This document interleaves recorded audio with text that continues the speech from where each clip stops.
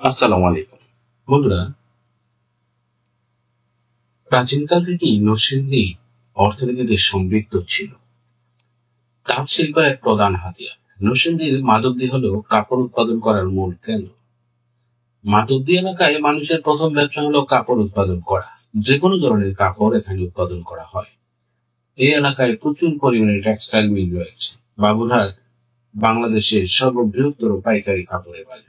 সমগ্র বাংলাদেশের মানুষ এখান থেকেই পাইকারি কাপড় কিনে নিয়ে যায় এবং অন্যান্য দেশে রফতানি করে থাকে। এছাড়াও নরসিংদী শিল্পের একটি অন্যতম জায়গা। নরসিংদীতে বৃহত্তর আকারে বেশ কিছু শিল্প প্রতিষ্ঠান আছে যা রাষ্ট্রীয় চাহিদা পূরণে ভূমিকা পালন করে। নরসিংদীর পলাশের গোড়াশালে এরকম বিভিন্ন স্থাপনা রয়েছে। গোড়াশালের গোড়াশাল তাপ বিদ্যুৎ কেন্দ্র অবস্থিত, বাংলাদেশের অন্যতম প্রধান একটি বিদ্যুৎ উৎপাদন কেন্দ্র। এছাড়া এখানকার গোড়াশাল সার কারখানা দেশের ইউরিয়া সারের চাহিদা পূরণ করে। একই অঞ্চলে বাংলাদেশের জুট মিলস লিমিটেড এবং জনতা জুট মিলস লিমিটেড অবস্থিত। পলাশের চর সিন্দুরে 1932 সালে দেশবন্ধু চিনিকল লিমিটেড প্রতিষ্ঠিত হয়। নরসিংদী সদরের নাগরিয়াকান্দি এলাকায় ইউএমসি জুট মিল লিমিটেড অবস্থিত, যা বাংলাদেশের অন্যতম বৃহত্তর পাটকল। নরসিংদীতে সাম্প্রতিক সময়ে বিভিন্ন উন্নত মানের কারখানা স্থাপিত হয়েছে। এর মধ্যে রয়েছে প্রাণ আরএফএল গ্রুপের প্রধান কারখানা, যা গোড়াশালে অবস্থিত। এছাড়া শিবপুরে রয়েছে স্যামসাং কোম্পানির টেলিভিশন তৈরির কারখানা। বন্ধুরা, এসব কথা বলার পিছনে মূলত কারণ হচ্ছে ঢাকা সিলেট মহাসড়ক নরসিংদীকে অতিক্রম করেই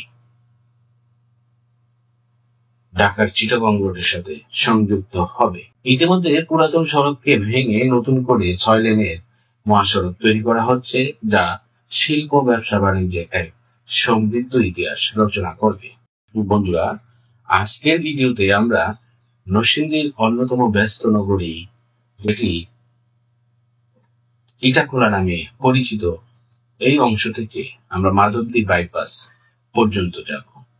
নরসিংদী মানুষের দীর্ঘদিনের একটি প্রত্যাশা ছিল বাইপাসটি যেন না হয়ে পুরাতন সড়ককে ব্যবহার করে 6 লেনের মহাসড়কটি তৈরি হয়। কিন্তু সরকার বিশদ বিশ্লেষণ করে যেটি পেয়েছে সেটি হচ্ছে, এখানে যদি পুরাতন ভবনগুলো বা শিল্প প্রতিষ্ঠানগুলো কিংবা আবাসিক ভবনগুলোকে ভেঙে নতুন করে রাস্তা তৈরি করে, তাহলে যে টাকা খরচ হয় তার চেয়ে কম টাকায় যদি কৃষি জমির উপর দিয়ে বাইপাস তৈরি করা হয়, তাহলে সেখানে খরচের মাত্রা যেমন কমে আসবে, অন্যদিকে রাস্তাটিও দ্রুত হবে। তো বন্ধুরা, ইটাখোলা থেকে মাধবদী বাইপাস পর্যন্ত কাজের অগ্রগতি ভিডিও চিত্রে আপনাদের দেখানোর চেষ্টা করব। একই সাথে ঢাকা সিলেট মহাসড়কের সাথে সংশ্লিষ্ট কিছু তথ্য উপস্থাপন করার চেষ্টা করব। N2 বাংলাদেশের জাতীয় মহাসড়ক, যা রাজধানী ঢাকা এবং সিলেট বিভাগের শহর তামাবিলকে সংযুক্ত করেছে। এটি সিলেট শহর অতিক্রম করেছে এবং নারায়ণগঞ্জ, নরসিংদী, কিশোরগঞ্জ, ব্রাহ্মণবাড়িয়া, হবিগঞ্জ এই জেলাগুলোকে সংযুক্ত করেছে। এটি ঢাকা সিলেট মহাসড়ক ও সিলেট তামাবিল মহাসড়ক নামে পরিচিত। এটি এশিয়ান হাইওয়ে নেটওয়ার্ক AH1 এবং AH2 এর অংশ। ঢাকা সিলেট মহাসড়কের নরসিংদীর বাবুরহাট এবং মাধবদীকে পাশ কাটিয়ে নির্মিতব্য 8 কিলোমিটার বাইপাস, যে রাস্তাটি নতুন নাম হচ্ছে পাঁচদোনা পরিন্দা সড়কের পরিকল্পনা বাতিল করার জন্য ইতিমধ্যে স্থানীয় ব্যবসায়ী, শিক্ষার্থী সহ বিভিন্ন সংগঠনের নেতারা মানববন্ধন কর্মসূচি করেছে। যে কথা আমি আগে বলেছিলাম, পুরাতন রাস্তাকে পাশ কাটিয়ে সরকার ব্যয় সংকোচন নীতিমালার কারণে হোক কিংবা পরিকল্পনা কমিশনের কারণেই হোক, আবাদি জমির উপর দিয়ে রাস্তাটি করতে চেয়েছে এবং ইতিমধ্যে কাজ শুরু হয়েছে। সেটি নরসিংদীর মানুষ পছন্দ করেনি। যাই হোক, আমরা আরেকটু বিশদভাবে জানবো তার আলোকেই মূলত এই মহাসড়ক নিয়ে একটু জেনে নিই। সাসেক প্রকল্প অধীনে চলমান কাশপুর থেকে সিলেট পর্যন্ত 201 কিলোমিটার সড়কের 6 লেনের কাজ চলমান রয়েছে।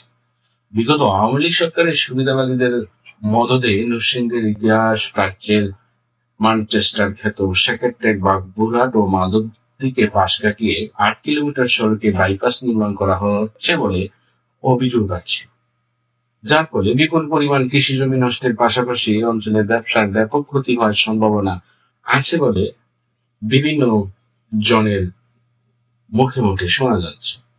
মাধবদী এবং বাগবাজারে সপ্তাহে কমপক্ষে 2,000 কোটি টাকার লেনদেন হয় উল্লেখ করে বাবুরহাট ও মাধবদীকে পাশ কাটিয়ে সড়ক নির্মাণ হলে এসব লেনদেন কমে যাওয়ার পাশাপাশি 10 লক্ষ মানুষের কর্মসংস্থানের বাটা পড়বে বলে তারা আশঙ্কা করছে।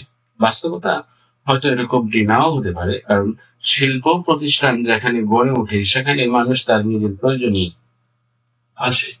বাইপাস সড়কটি হলেই সেখানে সবাই চলে যাবে, এরকমটি মনে করার কোনো কারণ আছে বলে আমি মনে করছি না। কারণ বাইপাস সড়কটি শুধুমাত্র রাস্তাটি খরচ কমানোর জন্যই করা হয়েছে, বা শিল্প প্রতিষ্ঠান এবং যোগাযোগ ব্যবস্থা যেখানে আছে সেখানে থাকলে দোষে। তবে নরসিংদীর মানুষের দাবি অযৌক্তিক বলে উড়িয়ে দেওয়ারও কোনো সুযোগ নেই। এই মাধবদী এবং বাবুরহাটের লেনদেনকে ঘিরে প্রায় অর্ধশত ব্যাংকের শাখা রয়েছে, প্রায় 10 লাখ মানুষের কর্মসংস্থান এই এলাকায়। এছাড়া প্রতি সপ্তাহে 2 থেকে 2,500 কোটি টাকার লেনদেন হয়। মাধবদী এবং বাবুরহাটকে পাশ কাটিয়ে সড়ক নির্মাণ হলে বিপুল পরিমাণ মানুষ কর্মসংস্থান হারাবে। এছাড়া সকল প্রকার ব্যবসায় লেনদেনের অনেকটা কমে যাবে। মাধবদী এবং বাবুরহাটের যে ঐতিহ্য সেটি ধ্বংসের পায়তারা চলছে বলে তারা মনে করছে, যার ফলশ্রুতিতে বিগত সরকার মাধবদী এবং বাবুরহাটকে পাশ কাটিয়ে এই বাইপাস সড়ক নির্মাণের পরিকল্পনা করা হয়। এই মুহূর্তে নরসিংদীর স্থানীয় মানুষ কোনোভাবেই এই বাইপাস সড়কটিকে সহ্য করতে পারছেন না। সাধারণ মানুষ এবং ব্যবসায়ীদের রক্ষার জন্য তারা একটি সংঘবদ্ধ গোষ্ঠী কাজ করছে।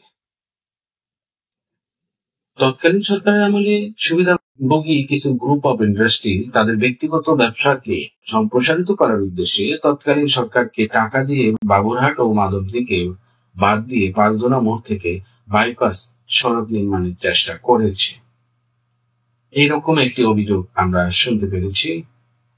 অতএব বর্তমান সময়ে সরকার পরিবর্তন হয়েছে, এখন এই ঢাকা সিলেট মহাসড়কের এই বাইপাসটি আপাতত কাজ বন্ধ রয়েছে। ভৌগোলিকভাবে স্ট্র্যাটেজিক লোকেশনের কারণে ঢাকা সিলেট মহাসড়কটি এশিয়ান হাইওয়ে AH1 ও AH2, বিমটেক্স করিডোর 3 এর সার্ক হাইওয়ে করিডোর SHC5 এর একটি গুরুত্বপূর্ণ অংশ। এসব দিক বিবেচনায় নিয়ে গত 16 ফেব্রুয়ারি 2021 তারিখ তৎকালীন প্রধানমন্ত্রীর নির্দেশনা অনুযায়ী সড়কটিকে উভয় পাশে দীর্ঘদিন যানবাহনের জন্য পৃথক সার্ভিস লেন সহ 6 লেনের উন্নীতকরণের লক্ষ্যে সাসেক ঢাকা সিলেট করিডোর উন্নয়ন প্রকল্পটি একনেক সভায় অনুমোদিত হয়। এই প্রকল্প সার্বিক নির্মাণ কাজ এবং সামাজিক ও পরিবেশগত সুরক্ষা কার্যক্রম তদারকির জন্য পরামর্শ প্রতিষ্ঠানের সঙ্গে চুক্তি সম্পন্ন করা হয়। প্রকল্পটি বাস্তবায়নের জন্য প্যাকেজ WP6 লট নং DS11 ও লট নং DS12 এর আওতাভুক্ত সিলেট জেলার মোট 25.2 কিলোমিটার দৈর্ঘ্য মহাসড়কের নির্মাণ কাজ বাস্তবায়নের চুক্তি সম্পন্ন করা হয়েছে। এই চুক্তির আওতায় লট দুটির প্রতিটি কনস্ট্রাকশন ফেজের সময়কাল 4 বছর এবং মেইনটেনেন্স ফেজের সময়কাল 6 বছর। পরিবেশের প্রভাব এবং স্থায়িত্ব বৃদ্ধির লক্ষ্যে এই মহাসড়ক নির্মাণে পলিমার মডিফাইড ভিটামিন ব্যবহার করা হবে। প্রসঙ্গত অর্থনৈতিক কর্মকাণ্ড বৃদ্ধি পাওয়ায় এই মহাসড়ককে কেন্দ্র করে কয়েকটি অর্থনৈতিক অঞ্চল প্রতিষ্ঠিত হতে যাচ্ছে। সিলেট বিভাগের তেল, গ্যাস, খনিজ সম্পদ, বন, চা বাগান, পাহাড়, হাওর ইত্যাদি প্রাকৃতিক সম্পদে ভরপুর, যা বৃহত্তর সিলেট বিভাগের 4টি জেলাকে পর্যটন সমৃদ্ধ করে গড়ে তুলছে, যেখানে প্রতি বছর লাখ লাখ দেশি বিদেশি পর্যটন ভ্রমণ করছে, যেখানে দেশি বিদেশি বিনিয়োগের ফলে দেশের অর্থনৈতিক সমৃদ্ধিতে ত্বরান্বিত করবে। বন্ধুরা, দেশে কিংবা বিদেশ থেকে যারা এই মুহূর্তে এই ভিডিওটি দেখেছেন, আপনাদের সকলের প্রতি রইল অনেক অনেক শুভেচ্ছা এবং ভালোবাসা। যদি ভিডিওটি ভালো লাগে, আপনি আপনার সুচিন্তিত মতামত কমেন্ট সেকশনে জানাবেন। একই সাথে লাইক করে ভিডিওটি দেখতে থাকবেন। যদি পরবর্তী আপনি আর কোনো আপডেট পেতে চান, ভিডিওটি যদি আপনার মনোমত হয়, তাহলে চ্যানেলটি সাবস্ক্রাইব করে পাশে থাকবেন। যারা ইতিমধ্যে চ্যানেলটি সাবস্ক্রাইব করে পাশে আছেন, তাদের অনেক অনেক শুভেচ্ছা ও ভালোবাসা। আপনাদের সকলের সুস্বাস্থ্য মঙ্গল কামনায় আল্লাহ হাফেজ।